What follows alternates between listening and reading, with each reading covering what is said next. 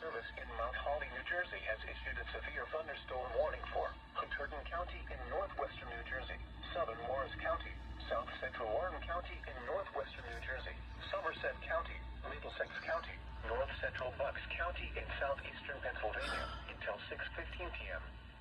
At 5:23 p.m., severe thunderstorms were located along a line extending from near Washington to near Wena, moving east at 50 miles per hour. Hazard, 60 miles per hour wind gusts. Source, radar indicated. Impact, damage to roofs, siding, trees, and power lines is possible.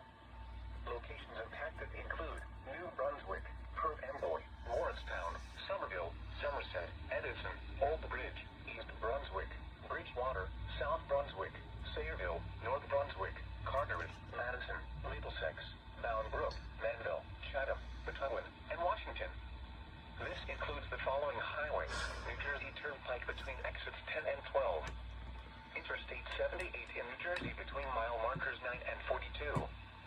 Interstate 287 in New Jersey between mile markers 0 and 35. Garden State Parkway between mile markers 121 and 133. For your protection, move to an interior room on the lowest floor of a building.